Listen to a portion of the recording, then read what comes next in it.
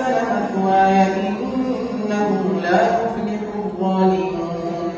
ولقد همت به وهم بها لولا أن رأى برهان ربه كذلك لنصرف عنه السوء والفحشاء إنه من عبادنا المخلصين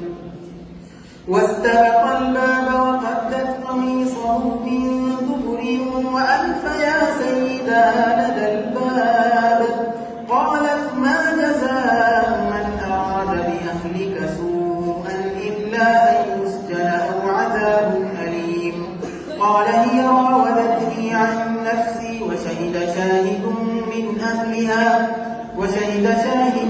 من أهلها إن كان قميصه قد من قبل فصدقت وهو من الكاذبين وإن كان قميصه قد من دبر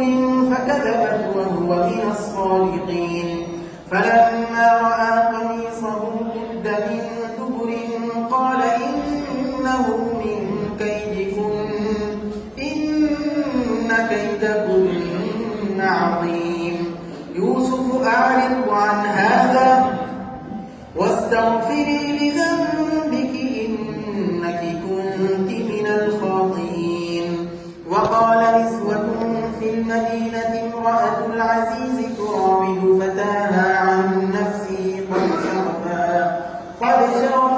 حبا إنا لنراها في ضلال مبين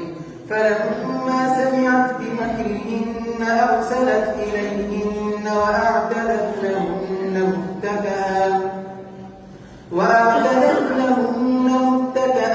وآتت كل واحدة منهن سكينا وقالت اخرج عليهن فلما رأينه أكبرنه وقطعن أيديهن وقلن حاش لله ما هذا بشرا إن هذا إلا ملك كريم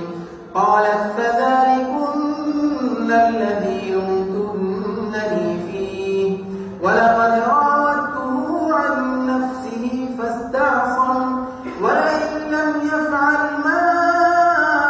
آمره ليسجنن وليكون من الصاغرين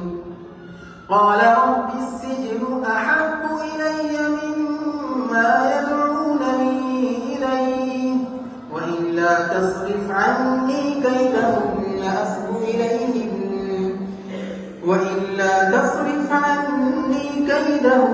أصب إليهن وأكن من الجاهلين فاستجاب له ربه فصرف عنه كيدهن إنه هو السميع العليم